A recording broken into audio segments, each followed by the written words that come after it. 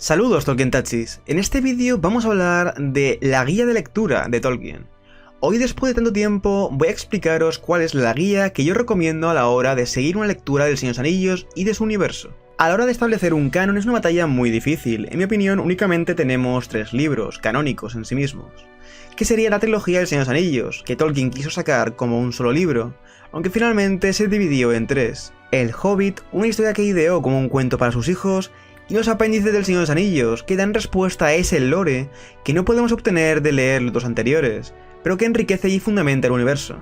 A mi modo de ver, el resto no serían libros canónicos, al haberse publicado después de la muerte de Tolkien, y sería una agrupación de textos que enriquecen la obra.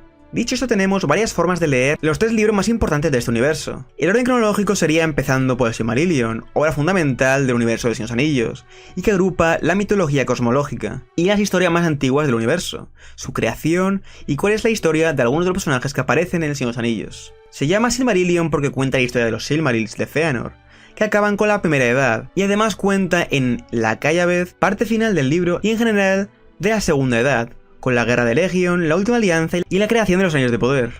Además hace por último una breve mención a la Tercera Edad. Después de eso encontramos al Hobbit, que cuenta la historia, ya a finales de la Tercera Edad, de cómo Gandalf convence a Bilbo para que se una a la compañía de Thorin, con el fin de matar al dragón Smaug y recuperar Erebor. Ahí Bilbo encuentra el Anillo Único. En el Señor de los Anillos vemos una historia que ocurre décadas después del Hobbit y se centra en la Guerra del Anillo, y en el agónico viaje de Frodo portando el anillo desde Bolsón Cerrado hasta el Monte del Destino, además de mostrar otras cosas que no salen en las películas, como el saneamiento de la comarca. Personalmente este es el orden que yo recomiendo más, y es el que elegí yo, pero hay mucha gente que se lee estos libros de otra forma. Por ejemplo, empezar por los libros de Señor de los Anillos por influencia de las películas, posteriormente continuar por el Hobbit y el Silmarillion, o empezar por el Hobbit, el Señor de los Anillos y por último el Silmarillion.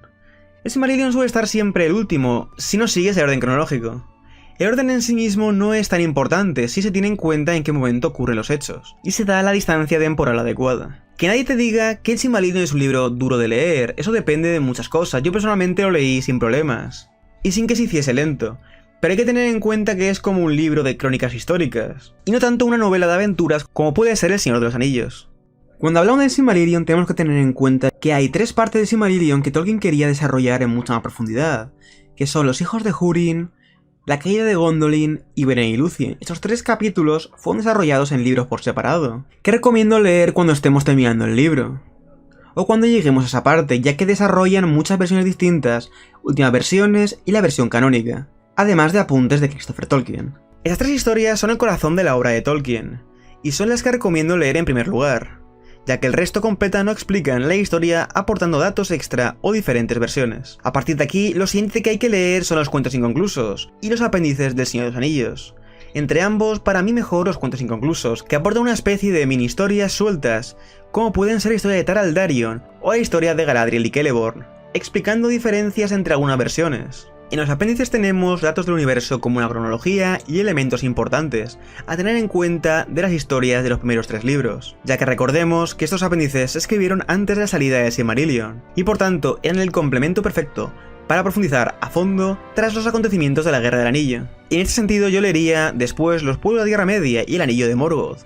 Para mí son los volúmenes más interesantes de la historia de la Tierra Media, una colección de 13 volúmenes que cuenta diferentes versiones desde el Silmarillion al Señor de los Anillos, con datos explicativos o diferenciales del lore. Para mí son los que más información curiosa aportan. Los pueblos de la Tierra Media por su parte tienen información sobre la Cuarta Edad y elementos muy curiosos del Legendarium de Tolkien, que pueden resultar muy interesante. El Anillo de Morgoth por su parte, yo destacaría su interpretación de la mortalidad e inmortalidad.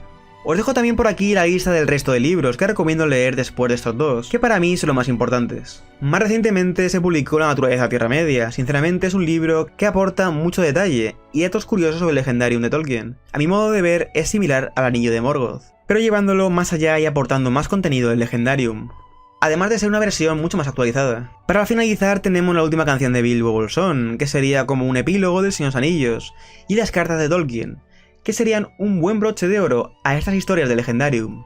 En lo que respecta a las cartas, muchas son de asuntos cotidianos, pero algunas de ellas me han resultado bastante curiosas por ser el propio Tolkien el que menciona elementos de sus historias, resuelve dudas o reflexiona sobre elementos trascendentes de su universo. Como información extra, con publicaciones que no van directamente del universo, pero en los que podemos encontrar algunas referencias, encontramos El Señor de la Tierra Media, que habla de Tolkien, de la persona de Tolkien, desde la visión de algunos de sus conocidos y amigos, y de cómo su visión impacta en la obra. También el Atlas de la Tierra Media o el Bestiario de la Tierra Media me parecen algo curioso que aporta y reúne información de la Tierra Media como mundo a estudio. Y luego tenemos también el Cuaderno de Bocetos y Arte o la Aventura de Tom Bombadil, y otros poemas del Libro Rojo. Por último, imagino que, aprovechando el impacto de la serie, ya que todo esto se retroalimenta, se publicará La Caída de Númenor. Se suponía que era para finales de este año, así que puede que, para cuando este vídeo esté publicado, ya esté a la venta.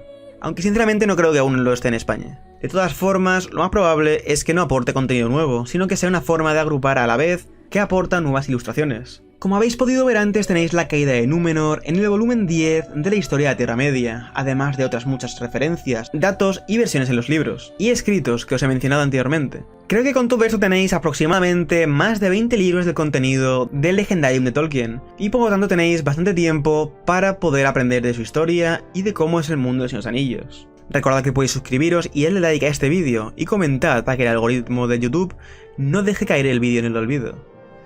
Nada más que decir y nos vemos en el próximo vídeo. Hasta la próxima y adiós.